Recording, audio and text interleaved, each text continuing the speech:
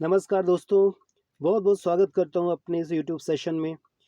मुझे उम्मीद है कि आप सभी की टीईटी की तैयारी और सीटीटी परीक्षा की तैयारी बहुत बेहतरीन ढंग से चल रही होगी।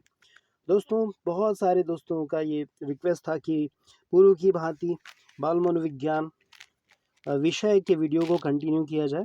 तो मैं लेक्चर को पूर्व की भांति कंटिन्यू करने से पहले इस विषय पे आपकी कुछ समझ को स्पष्ट करना चाहूँगा।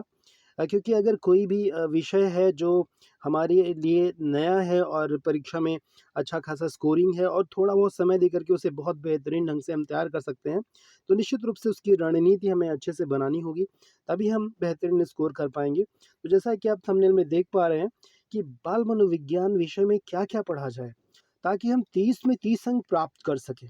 तो दोस्तों इसके लिए कुछ बहुत ही चुनिंदा टॉपिक्स हैं, पूरी किताब को रट्टा नहीं मारना है, हमें बाल मनोविज्ञान का विशेषज्ञ नहीं बनना है, हमें कुछ अति महत्वपूर्ण टॉपिक्स को, कंटेंट को मल्टीपल रिवीजन करना है, ताकि हम बहुत ही सरलता से 30 में 30 अंक प्राप्त कर सकें। तो उसी संबंध में मैं आपकी समझ को यहाँ पे थोड़ा स्पष्ट करना चाहूँगा कि हमें ऐसे कौन से टॉपिक्स चुनने चाहिए, जिससे हम आसानी से बाल मनोविज्ञान में 30 में 30 अंक पाने की स्थिति में पहुंच जाएं। तो दोस्तों सबसे महत्वपूर्ण जो हमारा टॉपिक है वो है नंबर 1 पे, इसे आप रख सकते हैं। इसको हम कहते हैं बाल विकास की अवस्थाएं एवं उसके सिद्धांत।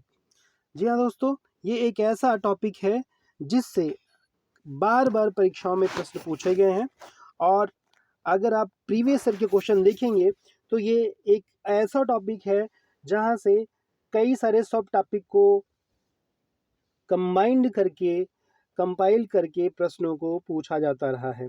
बाल विकास की अवस्थाओं एवं सिद्धांत के अंतर्गत आप जानते हैं सबसे महत्वपूर्ण प्रश्न बाल विकास की अवस्थाओं में शैशवावस्था, बाल्यावस्था और किशोरावस्था से पूछा जाता है। और इसके अंतर्गत बाल विकास के बहुत सारे सिद्धांत हैं, जिन सिद्धांतों पर आधारित प्रश्न भी आपकी टीटी परीक्षा में पूछे जाते रहे हैं और पूछे जाते भी रहेंगे। नंबर 2 पे जो टॉपिक आता है वो होता है अधिगम, जिसको हम लर्निंग कहते हैं या सीखना कहते हैं।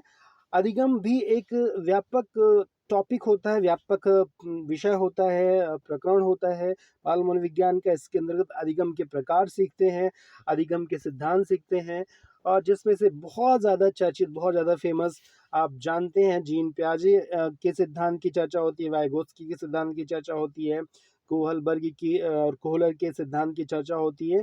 ये सारे ऐसे जो है सिद्धांत है जो कहीं न कहीं आपने देखे, सुने हैं, पढ़े हैं। तो इस पे आधारित बहुत सारे प्रश्न पूछे जाते रहे हैं और पूछे जाते रहेंगे।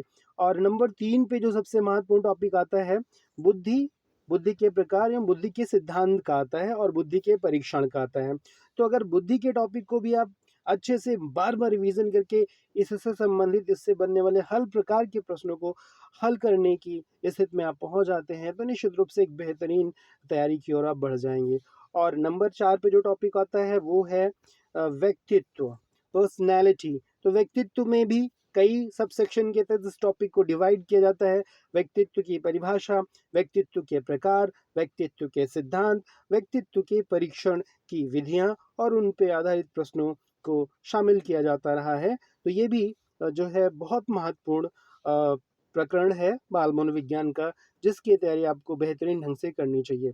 और इसके बाद 5वें नंबर पे जब हम थोड़ा और आगे बढ़ते हैं, तो समावेशी शिक्षा, विशिष्ट आवश्यकता वाले बालकों संबंधी बहुत ही महत्वपूर्ण प्रकरण के प्रश्न पूछे जाते हैं, जिसमें आप जानते हैं कि विशिष्ट आवश्यकता वाले बालकों में अधिगम अक्षमता की भी चर्चा होती है, जिसमें डिसकैल्कुलिया, डिसलेक्सिया और डिसग्राफिया जैसे प्रश्नों को आपने कहीं न कहीं टेट की परीक्षा में देखा होगा। तो इस प्रकरण के तहत इन सारी चीज़ों को हमें तैयार करना होता है। और इसके आगे जब हम बढ़ते हैं, तो इसके आगे जो अगला टॉपिक है उसके अंतर्गत अभिप्रेरणा और संवेग को हम रख सकते हैं। अभिप्रेरणा और संवेग भी कई बार अच्छा खासा स्कोर करने के लिए हमें मौका देता है। अभिप्रेरणा के प्रकार, संवेग के प्रकार आप जानते होंगे कि मैकडूगल ने 14 संवेग और उनकी मूल प्रवृत्तियों की चर्चा किया हुआ है, और उन पे संबंधित प्रश्नों को बार-बार परीक्षा का हिस्सा बनाया जाता रहा है। और अंत में एक बहुत बड़ा पोर्शन कवर करता है परीक्षा का, जिसको हम इंग्लिश में पेडागोजी कहते हैं और हिंदी में शिक्षण शास्त्र कहते हैं। तो शिक्षण शास्त्र से संबंधित भी बहुत सारे प्रश्न, शिक्षण सूत्र, शिक्षण विधियां, जिसमें आगमन विधि, निगमन विधि और किलपैट्रिक विधि, इस तरह की बहुत सारी विधियों की चर्चा आपने सुनी होगी और इनके बारे में पढ़ा होगा। तो इन पे आधारित प्रश्न पूछे जाते रहे हैं और पूछे जाते रहे होंगे। तो दोस्तों, ये 6-7 ऐसे टॉपिक हैं बाल मनोविज्ञान के कि अगर आप इन्हीं जो 6-7 टॉपिक हैं, इन्हीं 6-7 टॉपिक को बार बार रिवीजन कर लीजिए और इनसे संबंधित या इनसे बनने वाले प्रश्नों को एकदम अच्छे से तैयार कर लीजिए, तो मैं गारंटी के साथ कह सकता हूँ कि 30 में से 30 नंबर पाने की स्थिति आपकी निश्चित रूप से बन जाएगी। और बाल मनोविज्ञान में अगर आप 30 में 30 नंबर पाते हैं तो टीटी की परीक्षा में और आप एक सम्मानजनक स्कोर की ओर बढ़ जाएंगे। दोस्तों, टीटी की परीक्षा संबंधी सभी विषयों की तैयारी के वीडियो मैं अब आगे कंटिन्यू करने वाला हूँ।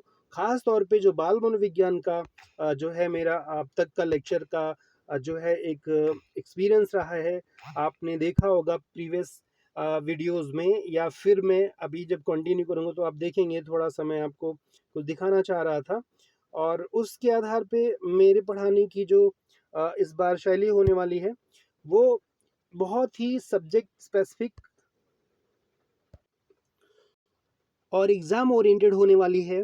बहुत ही टू द पॉइंट अच्छी किताबों के सोर्स से कंटेंट मैंने तैयार किया हुआ है आपके लिए, जिन पे मैं शुरू से एक-एक परिभाषा और महत्वपूर्ण जो भी एग्ज़ाम के लिए ज़रूरी चीज़ें हैं, उनको ट्रिक के माध्यम से और इंटरेस्टिंग वे में आपको याद कराने के लिए बेहतरीन ढंग से मनोविज्ञान को और इंटरेस्टिंग बनाने का मेरा प्रयास रहेगा। और बिना किसी स्ट्रेस के, बिना किसी परेशानी के, अभ्यास कार्य के साथ, ये अभ्यास कार्य की भी मैं बात करूँगा। अगर मैं कोई टॉपिक पढ़ाऊँगा उसके बाद अभ्यास प्रश्नों के लेवल को आप यहाँ देख सकते हैं।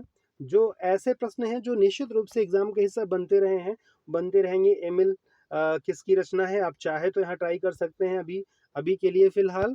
और शिक्षा मनोविज्ञान पुस्तक किसकी है, शिक्षा मनोविज्ञान पुस्तक कब प्रकाशित हुई, मनोविज्ञान आचरण एवं व्यवहार का यथार्थ विज्ञान, ये कथन किसका है। तो दोस्तों, इस तरह के बहुत ही अति महत्वपूर्ण प्रश्नों को लेकर के मैंने ये पूरा पीडीएफ बनाया हुआ है। आप सभी तक ये कंटेंट वन बाय वन करके मैं आप तक पहुंचाऊंगा और आपकी प्रिपरेशन में मैं थोड़ा बहुत कंट्रीब्यूट करने का प्रयास करूंगा। और अगर जो भी कंटेंट मैं प्रोवाइड करा रहा हूँ उसकी क्वालिटी और उसकी ऑथेंटिसिटी आपको समझ में आती है और लगता है कि नहीं, ये आपके एग्ज़ाम में वाकई हेल्प करने वाला और जेन्युइन कंटेंट है, जिससे आपको परीक्षा में तैयारी करने में आपको मदद मिल रही है या आपको बेहतरीन स्कोर करने की एक उम्मीद जग रही है, तो आप चैनल को सब्सक्राइब कर सकते हैं और वीडियो को लाइक करके अपने दोस्तों को शेयर कर सकते हैं। और क्वालिटी कंटेंट का मेरा वादा है, मैं पुनः लंबे समय बाद वीडियो को कंटिन्यू करने के लिए शुरुआत करने जा रहा हूँ। आप लोगों का लाइक शेयर सब्सक्राइब ही मेरे लिए मोटिवेशन होगा, ताकि मैं इस जर्नी को जारी रख सकूँ। बस दोस्तों, इस वीडियो में इतना ही कहना है। बाकी नेक्स्ट वीडियो जल्दी लेके आता हूँ। बाल मनोविज्ञान हिंदी और इंग्लिश जो भी टेट का और पर्यावरण विज्ञान जो भी टेट का कंटेंट है, उसको एक बार फिर से मैं पूरे जोश जुनून के साथ, एनर्जी के साथ, ऑथेंटिसिटी के साथ आप सभी के बीच लेके आने वाला हूँ। इसके लिए आप सभी के सपोर्ट की ज़रूरत है और मुझे उम्मीद है जैसे पहले आप सभी ने प्यार स्नेह दिया, वैसे पुनः मुझे मिलेगा और मैं पूरी मेहनत के साथ आपकी मदद के लिए तत्पर हूँ। वीडियो में बने रहने के लिए बहुत बहुत धन्यवाद।